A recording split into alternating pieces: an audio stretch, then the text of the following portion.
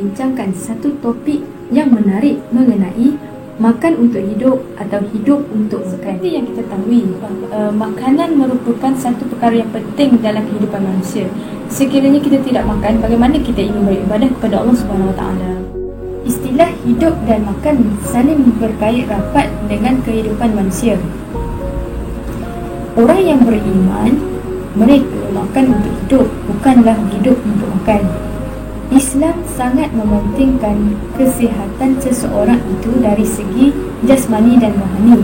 Maka untuk mendapatkan kesihatan yang baik, perlulah seiring dengan amalan pemakanan yang sihat. Islam juga turut menganjurkan supaya umatnya sentiasa menjaga kebersihan diri supaya dapat mengelakkan diri daripada terkena penyakit berjangkit atau terkena penyakit yang berisiko tinggi. Makan dan minum juga merupakan satu ibadah dalam Islam. Salah satu nikmat yang ada di atas muka bumi ini adalah makanan yang lazat.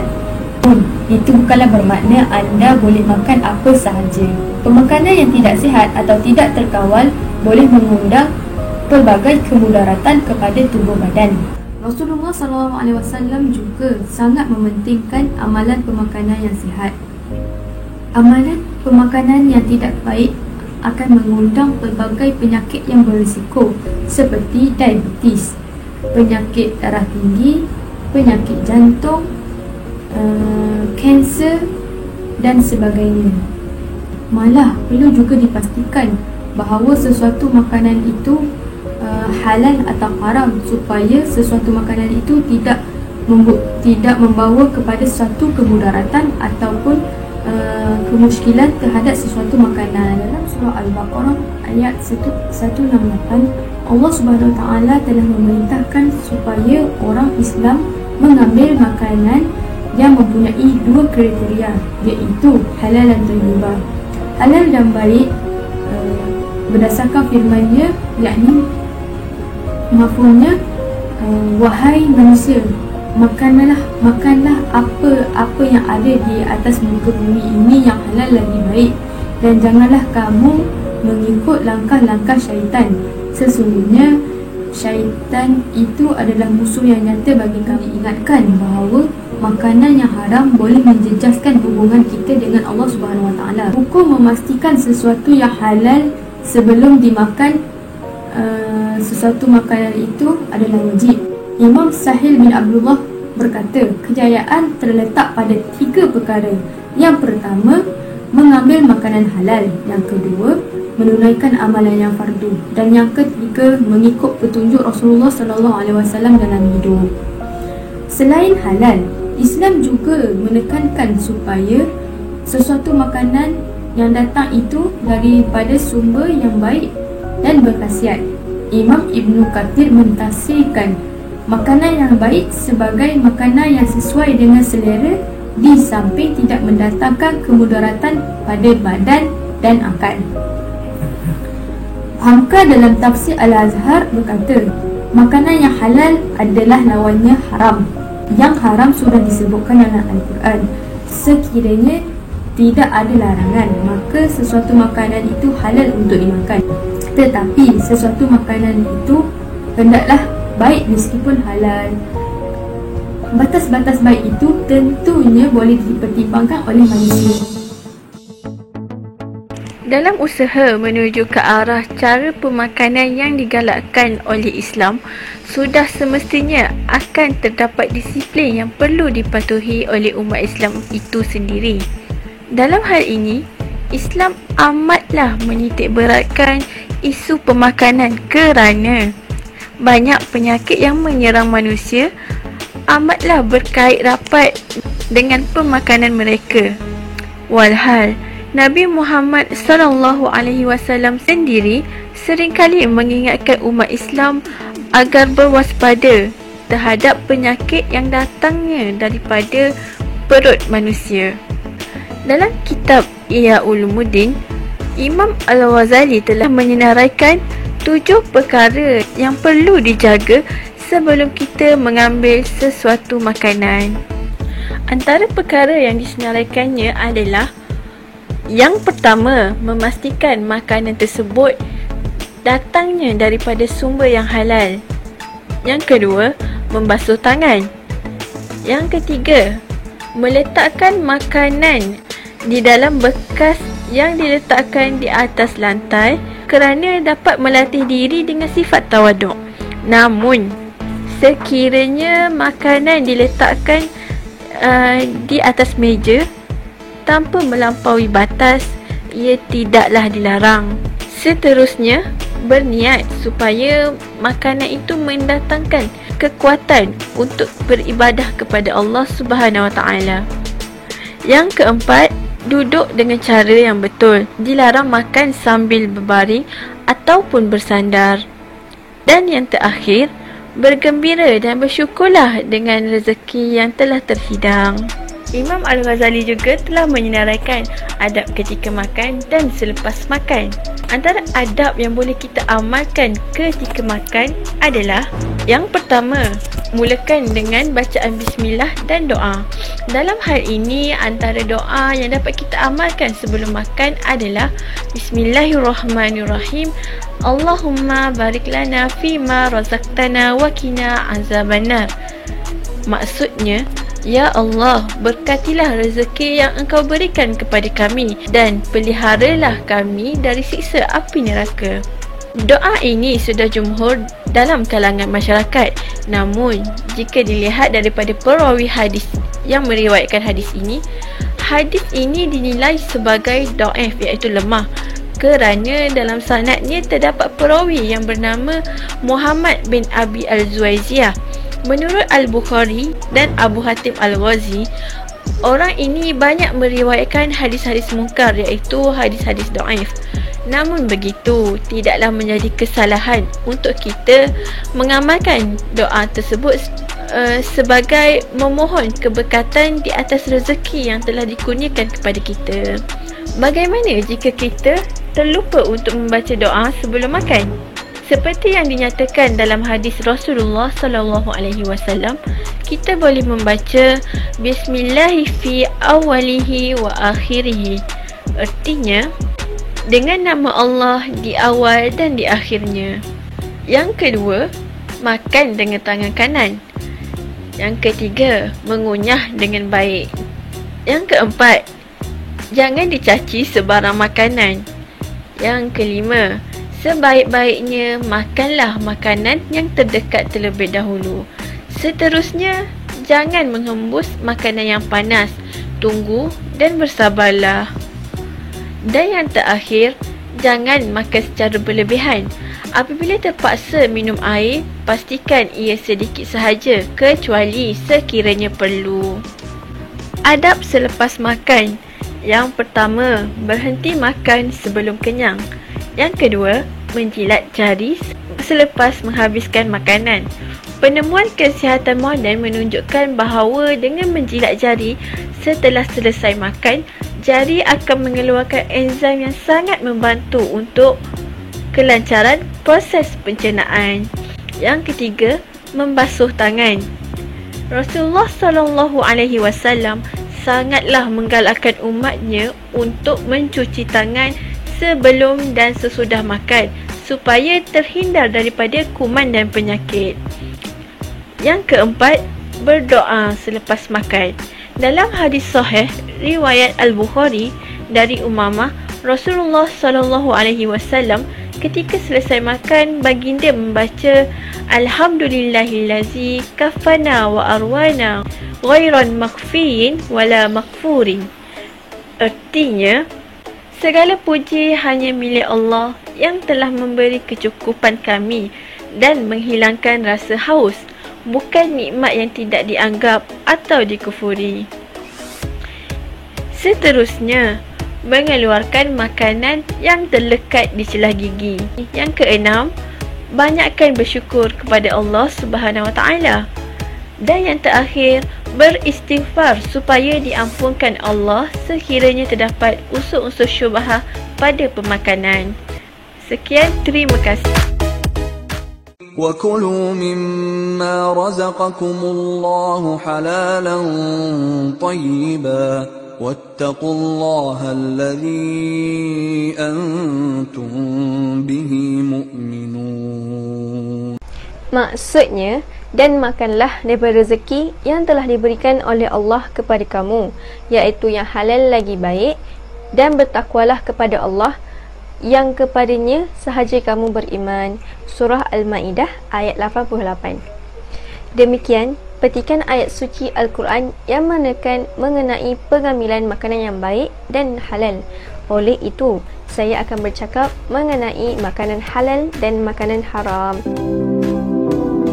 Peraturan pemakanan orang Islam adalah peraturan yang lengkap merangkumi seluruh kehidupan umat Islam. Industri makanan sama seperti industri lain, memenuhi keinginan dan keperluan para pengguna. Pengguna ini bukan sahaja memandang berat terhadap makanan yang berkhasiat dan menyihatkan, malah ingin berhati-hati mengenai makanan yang akan masuk ke dalam perut.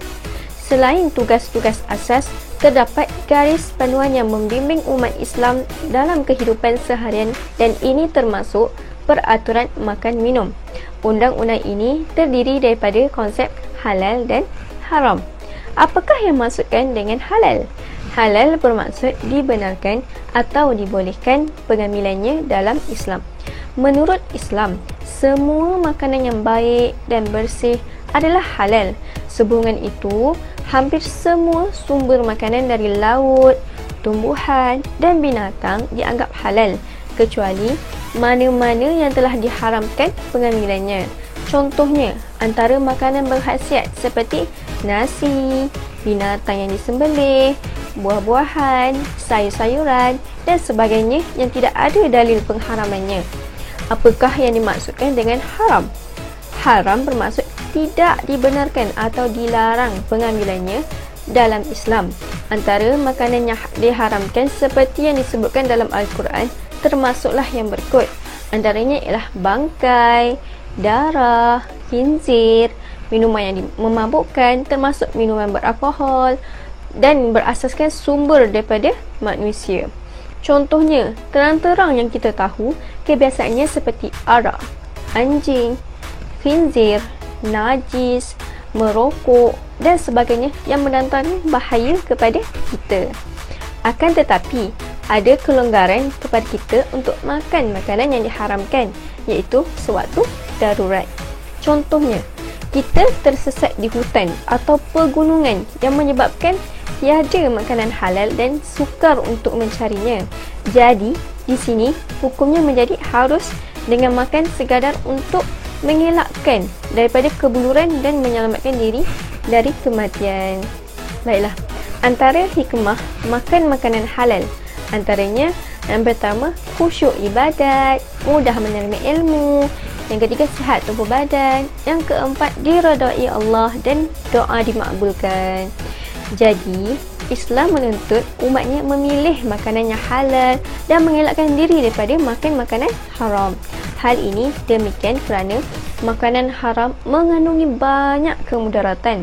Umat Islam haruslah berusaha mengelakkan diri dari terjebak dengan perkara atau makanan haram kerana syaitan akan berusaha mengajak manusia ke arah ini. Dalam perkara ini, umat Islam haruslah menguatkan diri untuk tidak sekali-kali terjebak dengan perkara haram kerana ia boleh merosakkan diri, memudaratkan kesihatan dan juga mengotorkan jiwa.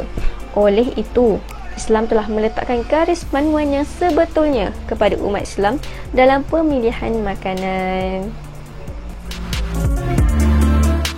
Bismillahirrahmanirrahim. Okey, kita teruskan kepada slot yang berikutnya yang bertajuk Amalan Pemakanan Sihat mengikut Rasulullah sallallahu alaihi wasallam.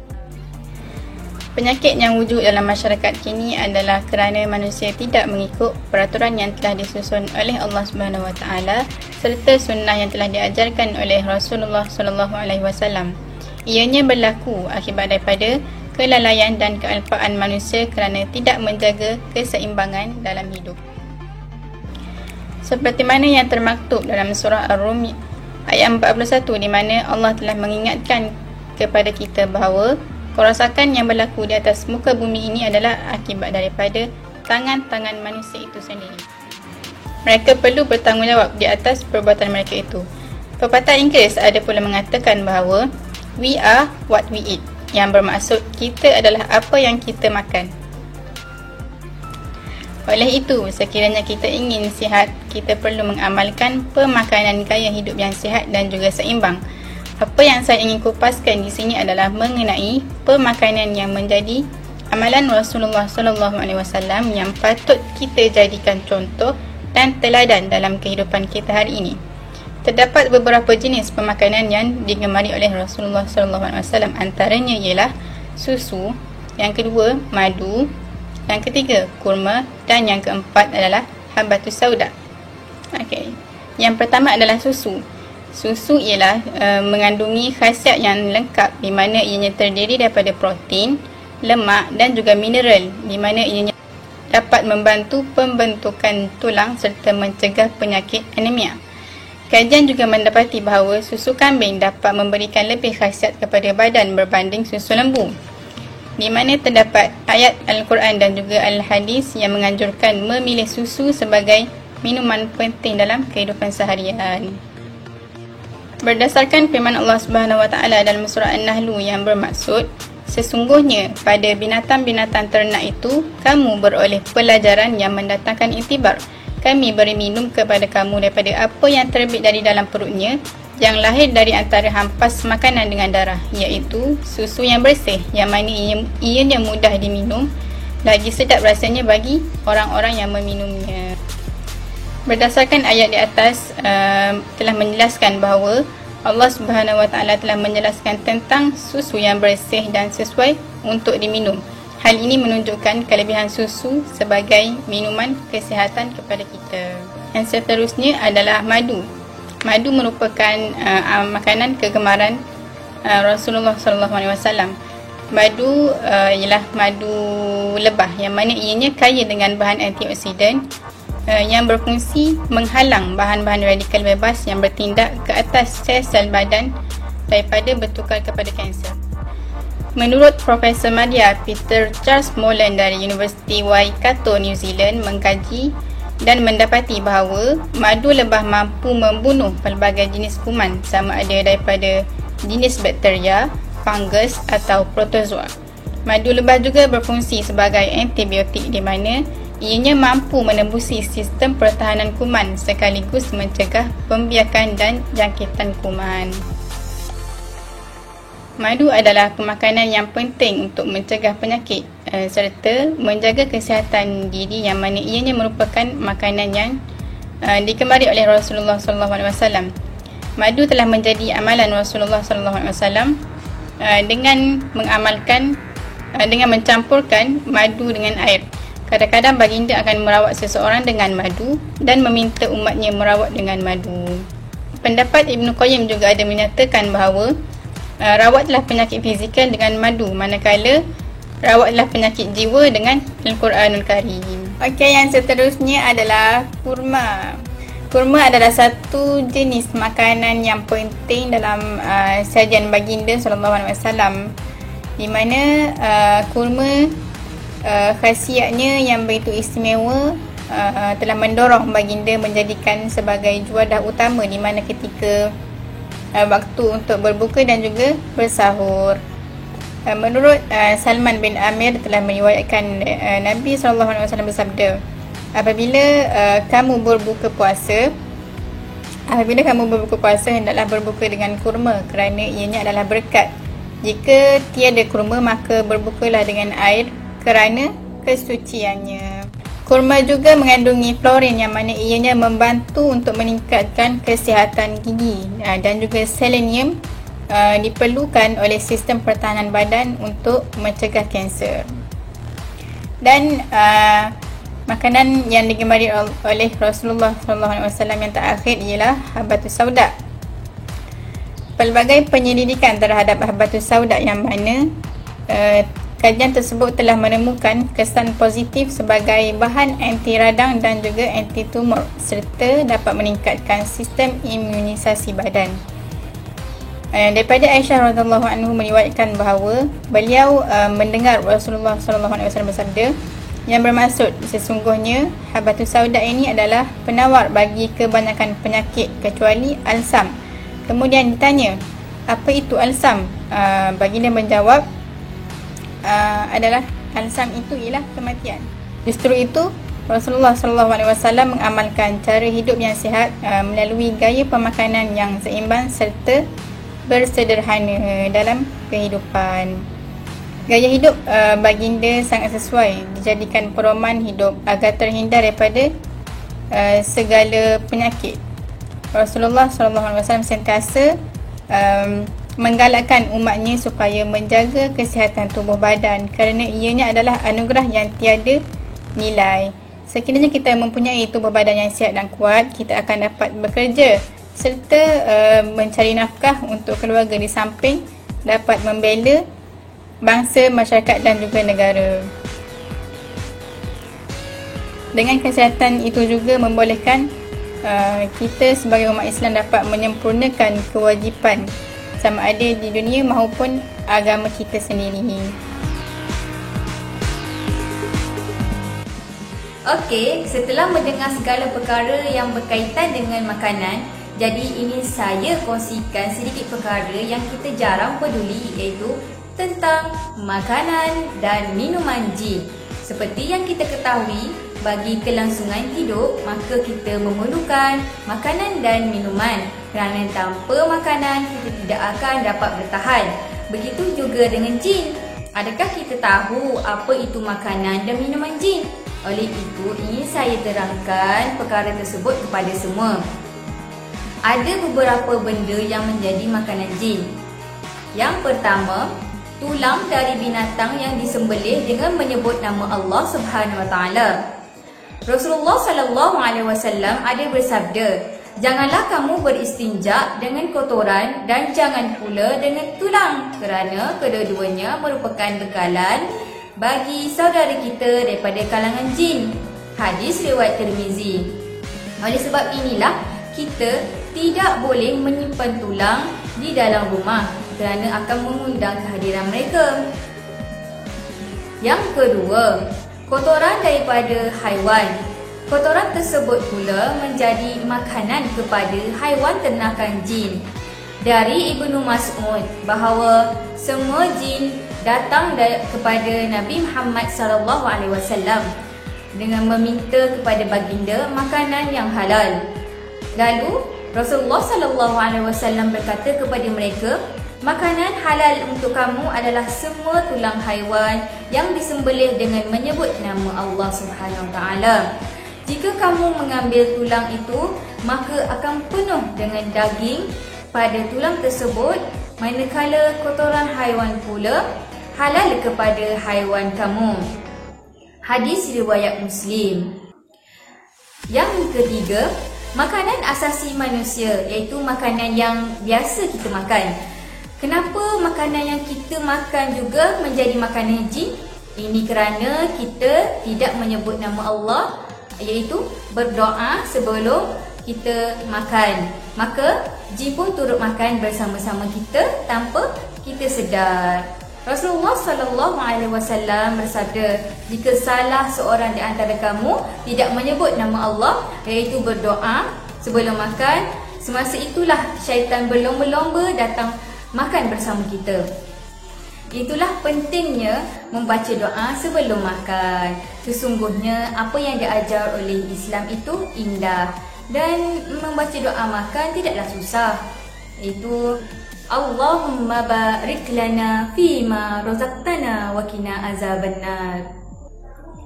Yang keempat, makanan dan minuman haram, iaitu arak, bangkai, dan yang ketiga, haiwan yang disembelih dengan tidak menyebut nama Allah.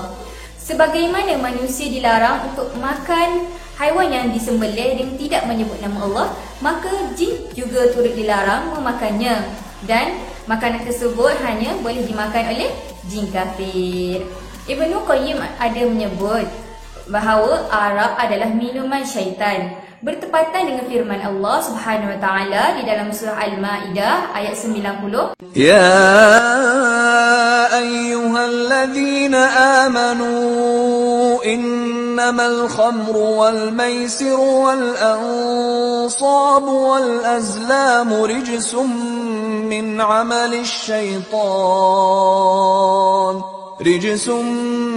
عمل الشيطان فاجتنبوه لعلكم تفلحون.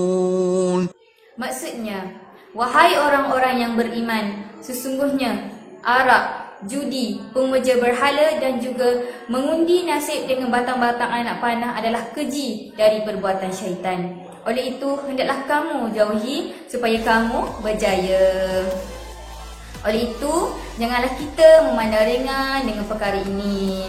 Hal ini kerana bukan kita sahaja yang hidup di dalam dunia ini, malah terdapat lagi makhluk-makhluk Allah yang kita tidak dapat melihat dengan mata kasar kita ini. Jadi saya harap apa yang saya sampaikan dapat memberi manfaat kepada semua. Itu saja daripada saya, Ruqayyah Badiha binti Sa'id, 046988. Okey, kita sambung kepada poin seterusnya, iaitu berkaitan makanan memudaratkan. Dalam Quran dan Sunnah juga membicarakan tentang makanan, dan salah satunya berkaitan menghindarkan diri daripada mengambil makanan yang memudaratkan diri. Jadi kesemua ini Allah Subhanahu Wa Taala jelaskan secara terperinci melalui Al-Quran dan Sunnah yang merupakan sumber utama dalam menentukan halal ataupun haram sesuatu makanan itu. Sebagaimana firman Allah Subhanahu Wa Taala, قل من حرم زينة الله التي أخرج لعباده والطيبات من الرزق. Katakanlah, siapakah yang mengharamkan perhiasan daripada Allah yang telah dikeluarkannya untuk hamba-hambanya, dan siapakah pula yang mengharamkan rezeki yang baik. Surah Al-A'raf ayat 32. Jadi ayat ini menjelaskan bahawa Allah Subhanahu Wa Taala berhak menentukan hukum halal haram dalam semua perkara. Ketentuan hukum halal haram bertujuan untuk menjaga kepentingan dan kebaikan umat Islam agar terhindar daripada kemudaratan. Jadi tidak ada sesuatu yang diharamkan kecuali ada dalil tentang pengharamannya.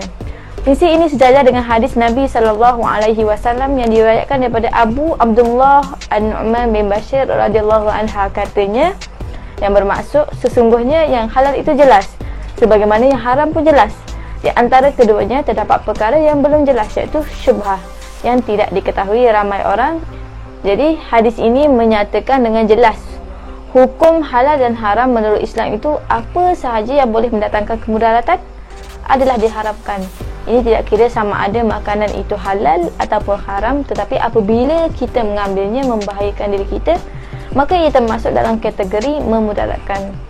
Antara makanan yang dikategorikan memudaratkan ialah yang pertama, makanan yang tidak berkhasiat. Dalam perkara ini bukannya kita tolak terus makanan yang tidak berkhasiat ni, tetapi kita berjaga-jaga dan mengambilnya dengan tidak berlebihan. Contohnya minuman manis, roti putih, makanan mengandungi lemak, goreng dan sebagainya. Perlulah kita berjaga-jaga dalam mengambilnya. Yang kedua, makan secara berlebihan. Jadi tidak semestinya makanan halal itu tidak memudaratkan. Sekiranya kita mengambilnya melebihi keperluan tubuh kita, ia pasti akan mendatangkan kemudaratan kepada kita. Dan yang ketiga, makanan yang sudah disimpan lama ataupun basi. Ini merupakan makanan yang tentu-tentunya mendatangkan mudarat kepada kita. Dan yang keempat, makanan proses seperti mi segera, Maggi, daging burger, nugget. Itu semua termasuk dalam makanan proses yang boleh membawa kemudaratan sekiranya kita mengambil terlalu kerap. Dan yang kelima, makanan yang terlampau pedas. Makanan terlampau pedas ni akan membahayakan kesihatan kita, akan menyebabkan seperti buasi dan sebagainya. Kesimpulannya, makanan sememangnya keperluan manusia. Rasulullah SAW sendiri pun mengajarkan kita amalan makanan yang baik agar kita sentiasa sihat dan cergas. Namun perubahan hidup pada masa kini mengajak kita kepada makanan yang tidak sihat dan boleh mendatangkan mudarat. Ini sama ada dari segi pengambilan secara berlebihan, membazir atau makan tidak mengikut keperluan, boleh menyebabkan manusia terhimpit dengan masalah kesihatan. Oleh itu dalam hal ini suka untuk kita mengingati sesama kita sebagai umat Islam untuk kita sentiasa menjaga pemakanan dalam kehidupan seharian kita. Sesuai dengan tagline, makan untuk hidup, bukan hidup untuk makan. Sekian dari kami, jumpa lagi semua. Assalamualaikum warahmatullahi wabarakatuh.